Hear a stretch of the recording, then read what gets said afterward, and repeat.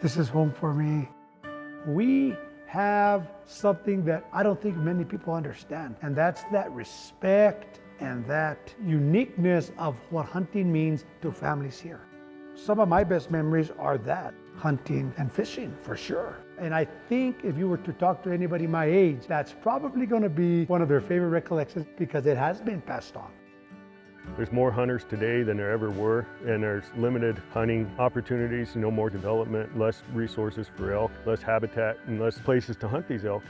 As a landowner in New Mexico and also, just an observer of what's taking place on the landscape, I think a lot of people don't realize how much stewardship and conservation there is out there coming from the landowner community and how much benefit there is to not only elk, but other wildlife species and resources that New Mexico has.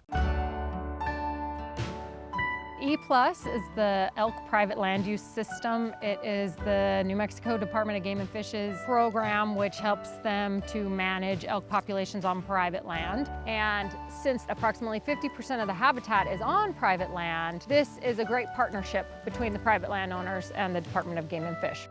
Of the total number of elk permits that are issued through both the public land system and the private land system, roughly 35% are allocated through the EPLUS program. EPLUS was conceptualized as a conservation program, and we would not have the wildlife disbursement without the habitat and the water resources being provided by the private landowners today. This property where I live here, I've been living almost 150 years. My ancestors have been living in this property here in Los Ojos. They settled in the 1800s here. They start working the land, clearing it and making acequias to get the water from almost 7 miles up there from Brazos to get the water here to irrigate the land. Well, we started to cut our hay. The elk started coming in by the hundred. They breed here in September. They breed here, and then they steer here during the winter eating our hay. The elk were all over. They multiply, a lot of them multiply, herds of 200, 300. Elk specifically, but all kinds of wildlife, can be very damaging to private land in general. They knock down fences routinely. If you have an irrigated cropland, they can basically wipe out your entire crop in one night. And they also compete with cattle for forage resources on ranch land. EPLUS authorizations are transferable, meaning that a landowner can give or donate or sell the authorization in order to generate money to reimburse them for the damages caused by wildlife. The Game and Fish Commission, they started giving us elk permits. Some people like me, I would sell my permit to buy fencing and buy posts and pay the taxes for my property here. And also left money to help our grandkids go to school.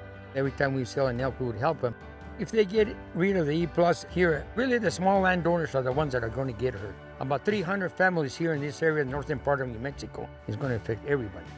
Because little income you get, that helps the families. Because right now, some people are here only making $20,000 a year. That's all they make.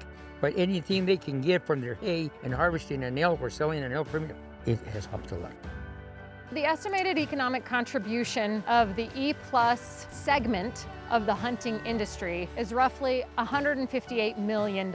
And that money goes directly into the rural communities where hunting takes place. Also, much of this economic contribution is generated by outfitters who are small business owners and also provide employment in the most rural areas of our state, which often have the highest unemployment percentages.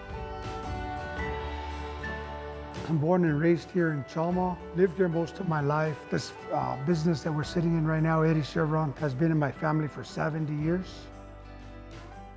The benefits to this business, and it's always been, September, October are the big hunting months here in Chama. Their financial impact is huge to Chama, very huge, huge to my business. Chama relies on gross receipts tax. By gross receipts tax, I mean anything purchased in the village of Chama. It could be a hunting license, it could be groceries, it could be gas. That's our income. I think it's important that, yes, we get that industry from out, but it's also important from within, because people that are hunting from here are still spending money. I think that it's important not to forget the local person.